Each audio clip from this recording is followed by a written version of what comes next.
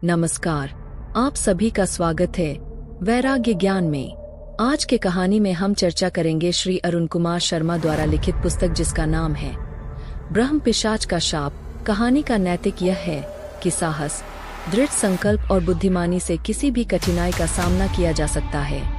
अर्जुन ने अपने साहस और दृढ़ संकल्प से न केवल ब्रह्म पिशाच का शाप तोड़ा, बल्कि गांव को भी सुरक्षित किया।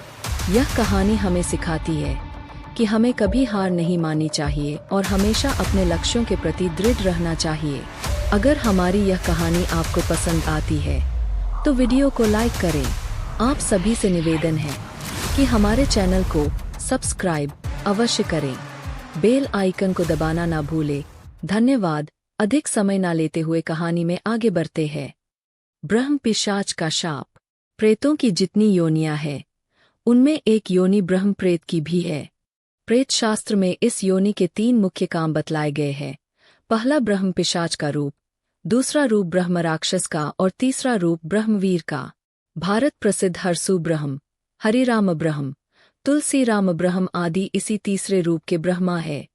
इन तीनों प्रकार के ब्रह्म प्रेतों का संबंध केवल ब्राह्मण जाति से समझना होगा। जो ब्राह्मण स्वयं किसी कारणवश आत्महत्या करता है, उसको ब्रह्म पिशाच की योनि प्राप्त होती है। यदि किसी ब्राह्मण ने धर्म, संप्रदाय अथवा समाज, जाति, संस्कृति आदि की रक्षा हेतु आत्मदाह किया है, तो उसे ब्रह्मवीर की योनि प्राप्त होती है। इसी प्रकार जिस ब्राह्मण की किसी कारणवश हत्या कर दी गई है अथवा स्वयं अकालग्रस्त होकर मर गया है, तो उसे ब्रह्म राक्षस की योनि मिलती है। अपने अपने स्थान पर ये तीनों प्रकार के ब्रह्म प्रेत मानवेतर, आयु प्राप्त भयंकर दुर्धर्ष और अत्यंत शक्तिशाली होते हैं। उनमें असीम प्राणबल होता है। मनःशक्ति और इच्छाशक्ति भी अत्यंत प्रखर और तीव्र होती है, जिससे पदार्थ अणुओं का संगठन करके वे अपने को किसी भी रूप में आकार अथवा शरीर में प्रकट कर सकते हैं। मनोनुकूल वातावरण भी तैयार कर सकते हैं। वे भयंकर दुर्घटनाओं, तूफानों, झंझावातों और सामूहिक नरसंहार के भी कारण बनते हैं। वे प्रकृति में विकृति पैदा कर तरह तरह का उत्पात कर जनजीवन को अस्तव्यस्त करने में सिद्धेहस्त होते हैं। प्रेत शास्त्र के अनुसार ब्रह्म प्रेतों की स्थिति पृथ्वी के गुरुत्वाकर्षण की परिधि के बाहर है। वे जिस दिन और समय अपने पार्थिव शरीर का त्याग किए रहते हैं, उस दिन, उस समय प्रत्येक वर्ष अपने मृत्युस्थल पर आते हैं। यदि उस स्थान पर उनके निमित्त मंदिर, चौरा अथवा समाधि बनी होती है, तो उसमें प्रवेश कर वे कुछ समय विश्राम करते हैं। वे सूक्ष्म लोक के अत्यंत शक्तिशाली और भयंकर प्राणी माने जाते हैं। उनकी आयु सूक्ष्म लोक में कम से कम 100 वर्ष और अधिक से अधिक 1000 वर्ष होती है। यहाँ यह बतला देना आवश्यक है कि स्थूल जगत का एक दिन सूक्ष्म जगत के 1 मिनट के बराबर होता है। खैर, आयु पूर्ण होने पर ब्रह्म प्रेत पुनः मानव योनि में जन्म लेते हैं या फिर वेताल की योनि में चले जाते हैं। वह प्रेतों की अंतिम योनि समझी जाती है। उसके ऊपर क्रमशः यक्ष, गंधर्व, किन्नर और देव योनियां है। कहने की आवश्यकता नहीं, ये समस्त गुह्य योनियां मानव योनि से संबंधित है। उन्हें सिद्ध करने तथा उस लौकिक कार्यों की सफलता के लिए सहायता प्राप्त करने की अनेक साध्य प्रसाध्य विधियां और क्रियाएं हैं। तांत्रिक साधना से संबंधित जितने मार्ग हैं, उनमें एक मार्ग अघोर मार्ग भी है। अघोर मार्गीय श्मशान साधना, चिता साधना, शव साधना आदि कठिन साधनाओं द्वारा वे सिद्ध होते हैं। उनकी प्रसन्नता और अप्रसन्नता दोनों घातक और विनाशकारक है। देव जाइएगा, मैं आपको सुंदरगढ़ पहुंचाने की व्यवस्था भी कर दूंगा। आप चिंता न करें। आपको कैसे मालूम हुआ कि मैं सुंदरगढ़ जाऊंगा? मैंने एक बारगी चौंक कर पूछा। मेरी बात सुनकर हंसते हुए बोला, मुझे नहीं मालूम होगा तो भला किसको मालूम होगा महाराज। इतना कहकर खड़ा हो गया वह और साथ चलने का आग्रह करने लगा। एक बार तो हिचकिचाया मैं। सोचा, खाना तो खा लिया है, रात बिताने के लिए जगह भी मिल गई है, क्या होगा जाकर। फिर न जाने किस प्रेरणा के वशीभूत होकर अटैची उठाई और चल पड़ा उसके पीछे पीछे। लगभग 15 से 20 मिनट चलने के बाद वह रुक गया। बोला, लीजिए महाराज, पहुंच गए हम लोग। मैंने नजर घुमाकर चारों ओर देखा तो अंधेरे में सामने कुछ दूर पर एक आलीशान महल दिखाई पड़ा। मन ही मन सोचने लगा, देखने में तो यह व्यक्ति बहुत साधारण लगता है, मगर संपन्न। वर्षा बंद हो चुकी थी उस समय। चतुर्दशी का रूपला चंद्रमा बादलों की ओट से झांकने लगा था। उसकी दूधिया चांदनी में वह महल बड़ा ही रहस्यमय लगा मुझे। चारों ओर साय साय हो रहा था। ऐसा लगा मानो मैं किसी अनजाने लोक में आ गया है। रास्ते में अपना परिचय देते हुए उसने मुझे बतलाया था कि उसका नाम विष्णु शर्मा है। कई पीढ़ी से वह वहां रह रहा है। बाल बच्चे नहीं है, केवल पत्नी है। नाम है माधुरी। माधुरी के मधुर निश्चल प्रेम के वशीभूत होकर उसने अंतर्जातीय विवाह किया था। आठ ब्राह्मण समाज से निकाल दिया गया, लेकिन उसे इसकी कोई परवाह नहीं थी। उसके विचार से नारी नीच से नीच जाति की क्यों न हो, वह पवित्र है। उसकी पवित्रता से जाति का कोई संबंध नहीं। यदि नारी का प्रेम निष्कलंक और निश्चल है, तो मनुष्य को मानवीय गुणों से भर देता है, देवता की कोटि में पहुंचा देता है। आज तक जितने लोग महापुरुष के रूप में प्रतिष्ठित हुए हैं, उनमें से अधिकांश के पीछे नारी की ही प्रेरणा और उसी का निश्चल प्रेम रहा है। विष्णु शर्मा ने कहा, माधुरी ऐसी ही नारी है। जीवन भर उसने मेरा साथ दिया और आज भी दे रही है। न जाने क्यों ये सब सुनकर मेरे मन में माधुरी को देखने की लालसा जागृत हो गई। इसके लिए अधिक प्रतीक्षा नहीं करनी पड़ी। उसे विशाल महलनुमा मकान के दरवाजे पर ही हाथ में लालटेन लिए पति की प्रतीक्षा करती हुई खड़ी मिल गई माधुरी। महाराज, यही है मेरी पत्नी माधुरी, हंसते हुए विष्णु शर्मा ने कहा। मैंने माधुरी की ओर देखा। पति जैसा ही उसके शरीर का भी रंग एकदम काला था, पर नाकंश से वह आकर्षक, कमनीय और सुंदर थी। अब तक मेरी धारणा थी कि गौर वर्ण की ही सुंदर होती है, लेकिन माधुरी को देखकर अपना विचार बदलना पड़ा मुझे। उसकी बड़ी बड़ी आंखों में न जाने कैसी चमक थी जो मेरी आत्मा की गहराइयों में उतरती चली गई। घनी स्याह केशराशि उसके नितंबों तक फैली हुई थी। पुष्ट उन्नत उरोजों का मादक आकर्षण किसी को भी मोह सकता था।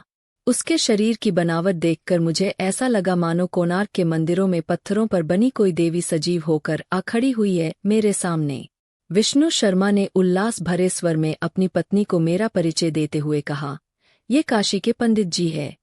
धन्य भाग्य है मेरा कि आपने मेरे यहाँ ठहरने और भोजन करने का अनुरोध स्वीकार कर लिया। फिर उन्होंने पत्नी को आदेश दिया, शीघ्र भोजन तैयार करो। मेरी ओर मुस्कराकर देखती हुई माधुरी भीतर चली गई। उसके बाद विष्णु शर्मा के साथ में एक काफी बड़े कमरे में पहुंचा। कमरे का राजसी ठाट बाट देखकर दंग रह गया मैं। छत से कीमती झाड़फानूस लटक रहे थे, जिनमें रंग-बिरंगी मोमबत्तियां जल रही थी। दरवाजों और खिड़कियों पर लाल और पीले रंग के कीमती रेशमी पर्दे झूल रहे थे। कमरे के एक बड़े तख्त पर मोटा गद्दा बिछा था, जिस पर राजसी ढंग से तकिए और मसंद लगे हुए थे। तख्त के बगल में कीमती लकड़ी की जड़ाऊ मेज और कुर्सियां पड़ी थीं। फर्श पर कीमती कालीन बिछा हुआ था। पेंटिंग की हुई दीवारों पर राजा महाराजाओं के साथ सर पर रेशमी पगड़ी बांधे, मिर्जई पहने, गले में मोती और रुद्राक्ष की माला डाले, मस्तक पर भस्म टीका लगाए पंडितों के कई तैलचित्र टंगे थे, जिनमें एक था विष्णु शर्मा का भी। मैं चित्रों को निहार रहा था तभी भोजन की थाली लिए माधुरी आ गई। भोजन स्वादिष्ट था। कभी कल्पना भी नहीं की थी कि इस पहाड़ी और जंगली इलाके में इतना स्वादिष्ट भोजन मिलेगा खाने को। चांदी की थाली और कटोरी में करीने से सजे विविध प्रकार के व्यंजनों को देखकर आश्चर्यचकित होना स्वाभाविक था। भोजन करते समय माधुरी सामने बैठी रहीं। उस समय उसके कृष्णवर्णीय चेहरे पर एक विचित्र भाव था और थी एक विचित्र सी चमक। वह अपलक मेरी ओर निहार रही थी। भोजन करने के बाद सहज भाव से मैंने पूछा, विष्णु शर्मा कहाँ गए? आते होगे। इतना कहकर माधुरी मेरे बिल्कुल निकट आ गई और फिर मध्यम स्वर में बोली, रात ढलने वाली है, चलिए अब थोड़ा विश्राम कर ले आप। उस लंबे चौड़े कमरे में एक छोटा सा सजा हुआ कमरा था। एक और पलंग बिछा था। कमरे में घुसते ही एक विचित्र सी गंध नासापुट में भर गई। वह गंध कैसी थी समझ न सका मैं। पीछे पीछे माधुरी भी आ गई। जब मैं बिस्तर पर लेट गया तो वह मेरे बिल्कुल निकट पलंग पर बैठ गई। उसकी क्या इच्छा है, यह समझते देर न लगी मुझे। उसकी आंखों में झांककर देखा मैंने, वहां कामना और वासना की मिलीजुली आग धधक रही थी। चेहरे पर भी अजीब से सम्मोहन का सा भाव उत्तर आया था। क्या चाहती है आप? मैंने व्याकुल होकर पूछा। मेरा प्रश्न सुनकर माधुरी के चेहरे पर अजीब सी वेदना उभर आई और उसी के साथ भर आई उसकी सूनी सूनी आंखों में न जाने कैसी दुख की छाया भी। वह हताश स्वर में धीरे से बोली, पंडित जी, आप पढ़े लिखे विद्वान व्यक्ति हैं। आप तो जानते ही है कि नारी की पूर्णता मातृत्व में है। मुझे अभी तक वह पूर्णता प्राप्त नहीं हुई। इतना लंबा समय जीवन का व्यतीत हो गया पर मेरी गोद सूनी ही रही। कोई फूल खिल न सका मेरी गोद में। बोलते बोलते माधुरी का गला भर आया और गालों पर आंसू की बूंदें लुढ़क आई। किसी प्रकार गला साफ कर कहने लगी, वाह महाराज, मुझे आपका आशीर्वाद चाहिए। आपके पवित्र शरीर के स्पर्श से मेरी कामना पूरी हो जाएगी। मेरी सूनी गोद में फूल खिल जाएगा। हे भगवान, क्या चाहती है माधुरी? मैं झटके से उठकर पलंग पर बैठ गया, किंतु कुछ बोले इसके पहले ही माधुरी सहसा मेरे ऊपर झुक गई। जैतून की शाखा की तरह उसने अपनी दोनों बाह मेरे गले में डाल दीं। उसकी गर्म सांसें मेरे सीने से टकरा रही थीं। उसके शरीर का दबाव बढ़ता ही जा रहा था मुझ पर। अचानक उसकी आंखें दब से जल उठी। फिर अधिकार भरे स्वर में बोली, महाराज, मेरी कामना पूर्ण किए बिना आप सुधा रानी की कामना और उनका मनोरथ पूर्ण नहीं कर सकते। सुधा रानी को कैसे जानती हो तुम? मैंने चकित होकर पूछा। यह सब कहने का मतलब क्या है तुम्हारा? मेरी बात सुनकर खिलखिलाकर हंस पड़ी माधुरी।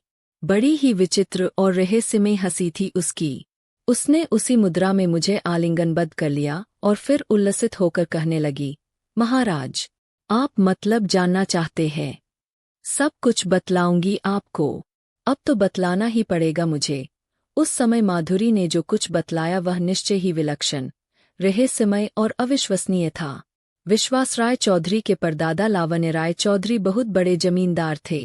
चुपके चुपके अंग्रेजों की सहायता करके उन्होंने अपनी जमींदारी काफी बढ़ा ली थी। विष्णु शर्मा उनके परम मित्र तो थे ही, इसके अलावा वह राजपंडित भी थे। उस समय उनके जैसा वेद और तंत्र शास्त्र का धुरंधर विद्वान कोई नहीं था। विष्णु शर्मा कद के लंबे, गौरवर्ण, सुंदर और तेजस्वी पुरुष थे। उनका बहुत आदर सम्मान करते थे लावण्य राय चौधरी।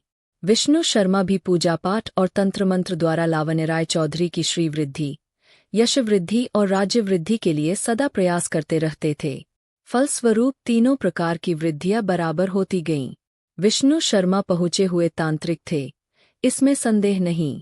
एक दिन प्रसन्न होकर उन्होंने लावण्य राय चौधरी से कहा, महाराज, मैं आपके लिए एक ऐसे तांत्रिक दीप के निर्माण में लगा है जिसकी प्रखर ज्योति के धवल प्रकाश से आपकी कीर्ति अमर हो जाएगी। यह सुनकर लावण्य राय चौधरी प्रसन्न और गदगद हो उठे। यथा समय उस अमोघ तांत्रिक दीप का निर्माण हो जाने पर विष्णु शर्मा ने उसे राजमहल के ऊपर स्थापित कर दिया। दीपावली की महानिशा में उस दीप से 24 घंटे एक विलक्षण शुभ्र प्रकाश फूटता रहता था। आंधी, तूफान और वर्षा आदि का भी उस दीपक पर कोई प्रभाव नहीं पड़ता था। निश्चय प्रखंड दीप था वह, जो तांत्रिक मंत्र शक्ति के बल पर हमेशा प्रज्वलित रहता था। उसे देखकर सभी आश्चर्यचकित थे। समय व्यतीत होता गया। आखिर विनाश की घड़ी आ पहुंची। राजमहल के उत्तर की ओर कुछ दूर पर डोमो की बस्ती थी। डोमो का चौधरी भी उसी बस्ती में रहता था। उसकी एक युवा सुंदर पुत्री थी। इतनी रूपवती कि कोई देखकर सोच भी नहीं सकता था कि वह नीच जाति की हो सकती है। एक दिन उस रूपसी सुंदरी पद्मगंधा पर न जाने कैसे विष्णु शर्मा की दृष्टि पड़ गई। देखते ही वह वासना के वशीभूत होकर पागल हो उठे, किंतु लोकलाज और समाज के भय से अपनी मुग्ध भावना को उस समय दबा दिया उन्होंने। फिर भी वासना की आग भीतर ही भीतर सुलगती रही। समय व्यतीत हो गया। दीपावली का पर्व आ गया। राज्य की श्रीवृद्धि के लिए हर वर्ष उस रात्रि विष्णु शर्मा तांत्रिक विधि से लक्ष्मी की पूजा करते थे। इसके लिए विभिन्न जातियों की 5 कन्याओं की आवश्यकता पड़ती थी, जिसमें डोम जाति की कन्या का विशेष महत्व था। इसके लिए विष्णु शर्मा ने इस बार डोम चौधरी की लड़की को ही बुलाने का निश्चय किया। जब उन्होंने अपने इस विचार से लावण्य राय चौधरी को अवगत कराया तो उन्होंने कोई आपत्ति नहीं की। अनुष्ठान और पूजा के समय लड़की आ गई। अनुष्ठान पूरा होने पर अन्य लड़कियों को तो विष्णु शर्मा ने वापस भेज दिया, किंतु डोम चौधरी की लड़की को रोक लिया। एकांत पाते ही विष्णु शर्मा सहसा उसे अपने बाहुपाश में कसकर बोले, मैं तुम्हारे रूप और यौवन पर मुग्ध हूँ और तुमसे विवाह करना चाहता हूँ। क्या तुम मेरी पत्नी बनोगी? डोमपुत्री यह सुनकर निहाल हो गई। उसने विष्णु शर्मा की ओर दृष्टि उठाई। उनका तेजस्वी रूप और बलिष्ठ शरीर देखकर वह भी मुग्ध हो गई। उसने विष्णु शर्मा के गले में बाहें डाल दी। महातांत्रिक विष्णु शर्मा की अतृप्त कामना पूर्ण हो गई। उन्होंने उसी समय डोमपुत्री से गंधर्व विवाह कर लिया। दूसरे दिन उस विवाह की चर्चा जंगल की आग की तरह चारों ओर फैल गई। लोगों को यह अंतरजातीय विवाह पसंद नहीं आया।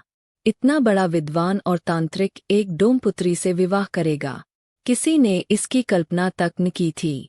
विष्णु शर्मा को काफी समझाया बुझाया गया, जाति से निकालने की धमकी दी गई, किंतु वे अपने निर्णय पर अटल रहे। आखिर उन्हें ब्राह्मण समाज से निष्कासित कर दिया गया। जब यह सारी कथा लावण्य राय चौधरी को मालूम हुई तो उनकी भी भौहें तन गई। वे स्वयं उस रूपसी डोमबाला के रूपयौवन का भोग करने के लिए मन ही मन लालित थे और उसके रूप सौरभ का पान करने के लिए अवसर की खोज में थे। इस घटना से उन्होंने पराजय का अनुभव किया।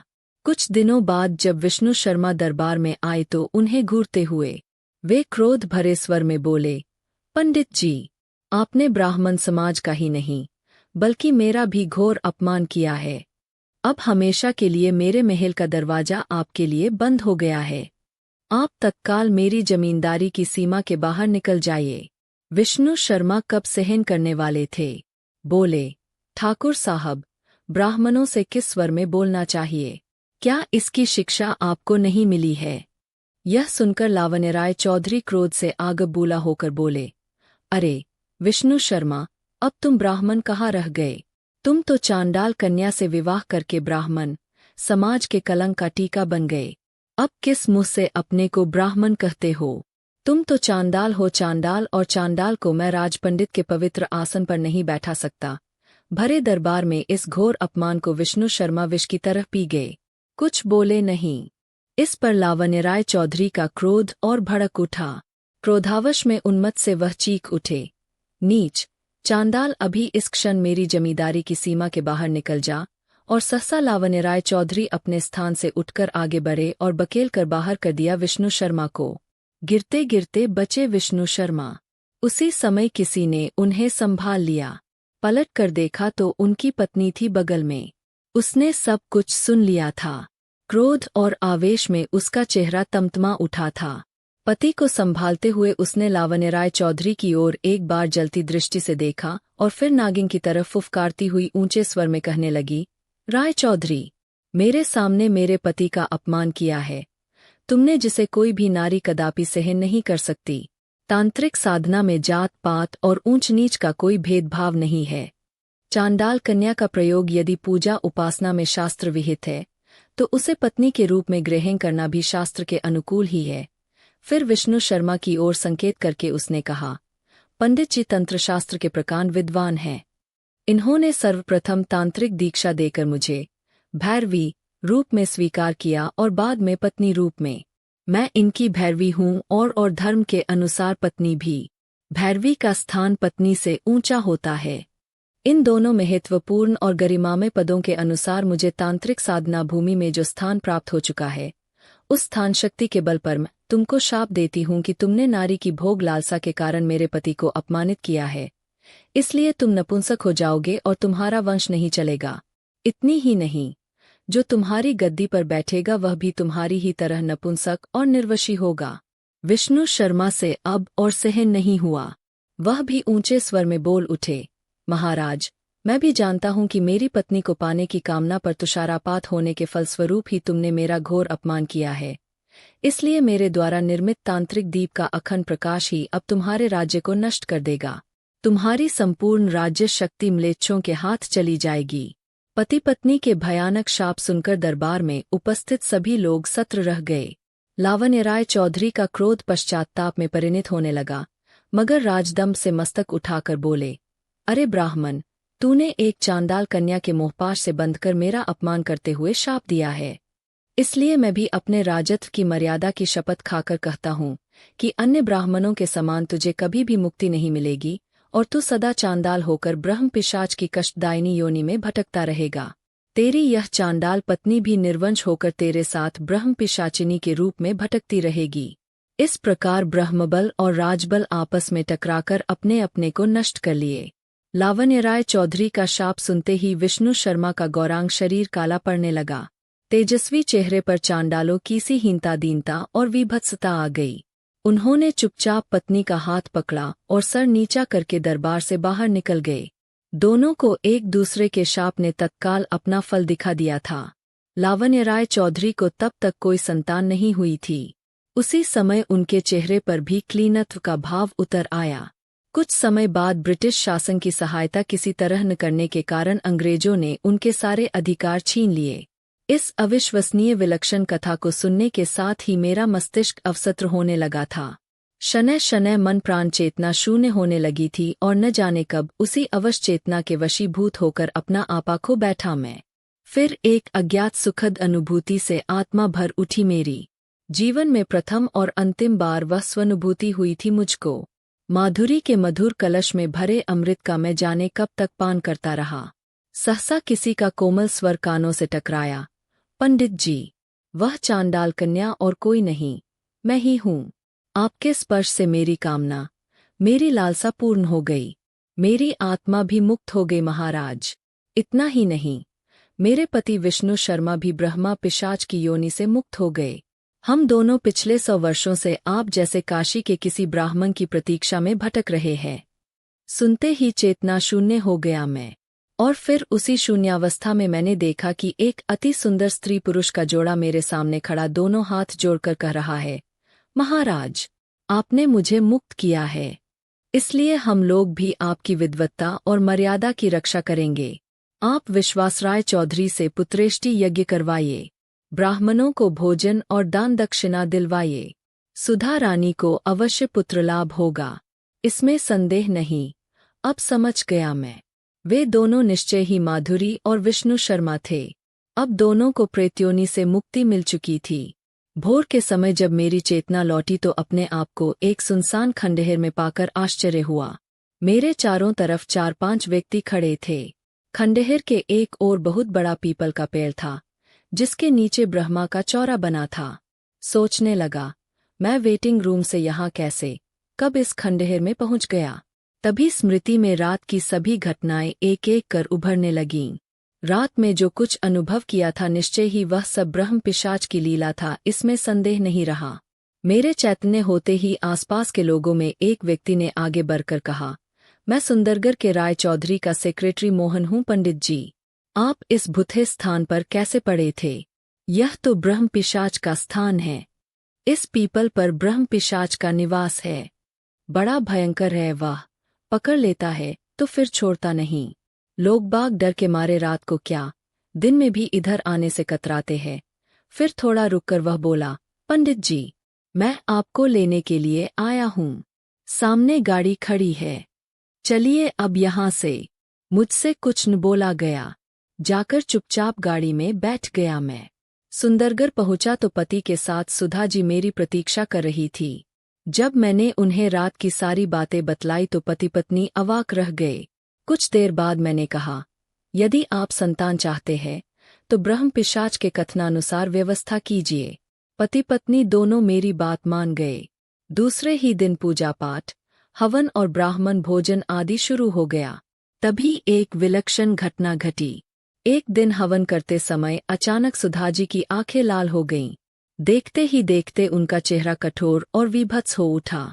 न जाने कहाँ से उनमें भयंकर शक्ति आ गई। बाल अपने आप खुलकर पीठ पर बिखर गए। उसी विचित्र अवस्था में हवन कुंड में वह कूदने के लिए आगे बढ़ी। कई लोगों ने उन्हें पकड़ना चाहा, किंतु उन्होंने सभी को ढकेल दिया और सहसा हवन कुंड की धधकती आग में कूद पड़ी। चारों ओर हाहाकार मच गया। कुछ लोग तो इस अविश्वसनीय दृश्य को देखकर डर के मारे भाग खड़े हुए। समझते देर न लगी मुझे। जिस पिशाच पिशाचिनी को भयंकर शाप के बंधन से मुक्त कराने के लिए मुझे अपने जीवन का भारी मूल्य चुकाना पड़ा था, वही दोनों उस समय सुधाजी पर आक्रमण कर बैठे थे। राय चौधरी दौड़े दौड़े मेरे पास आए और चीत्कार करते हुए बोले, शर्मा जी, किसी भी प्रकार सुधाजी को बचा लीजिए, उस समय मैं भी किंकर्तव्य विमूढ़ सा हो गया था। कुछ सूझ ही नहीं रहा था। मुझे फिर भी इतना तो जानता ही था कि सुधाजी का शरीर अग्नि से अप्रभावित रहेगा। काफी प्रयत्न करके आखिर सुधाजी को हवन कुंड से बाहर निकाला गया। सचमुच उनका शरीर पूर्ण अप्रभावित रहा अग्नि से। उस समय तक अचेत थी, मगर उसी अवस्था में न जाने क्या बड़बड़ा रही थीं। मेरा अनुमान सच निकला। उनके शरीर का एक रों तक नहीं जला था, बल्कि उनका चेहरा अलौकिक आभा से चमक रहा था। मेरी ओर अपलक निहारते हुए उन्होंने कहा, मुझे पहचानते हैं महाराज? मैं माधुरी हूँ। स्वर और बोलने के रंग से समझ गया कि वह माधुरी की मुक्त आत्मा ही है। मैंने कहा, अब क्या चाहती हो तुम? जो कुछ चाहिए था वह तो तुमने पा लिया मुझसे। पैशाचिक हंसी हंसकर माधुरी की आत्मा बोली, हम दोनों को शरीर चाहिए, मनुष्य का शरीर। अब अधिक समय तक इस अवस्था में नहीं रहना चाहते। मुझे उपाय बतलाइए कि हम दोनों आपके संसार में कैसे आए। ठीक है, रास्ता बताता हूँ, मगर किसी प्रकार का अमंगल मत करना, मैंने कहा। समयानुसार सुधाजी को 2 संतानें हुई, एक पुत्र राजीव राय और एक पुत्री विभा राय। दोनों को देखकर मुझे घोर आश्चर्य हुआ। राजीव राय का रूपरंग बिल्कुल विष्णु शर्मा से मिलता जुलता था और विभा राय भी एकदम माधुरी की प्रतिमूर्ति थी, कहीं कोई वैषम्य नहीं था। निश्चय ही दोनों की आत्मा ने राजीव और विभा के रूप में जन्म लिया था, किंतु इस रहस्य को कभी किसी को नहीं बतलाया मैंने। यदि बतला भी देता तो भला कौन करता विश्वास। पर जिस अमंगल की कामना थी वह होकर ही रहा। उसे रोकने में असमर्थ रहा मैं। लावण्य राय चौधरी और सुधा राय चौधरी का अकस्मात मात्र 3 दिनों के अंतर पर निधन हो गया। उस समय उनकी दोनों संतानों की आयु केवल 4 और 2 वर्ष की थी। अगर हमारी यह कहानी आपको पसंद आई है तो वीडियो को लाइक करें।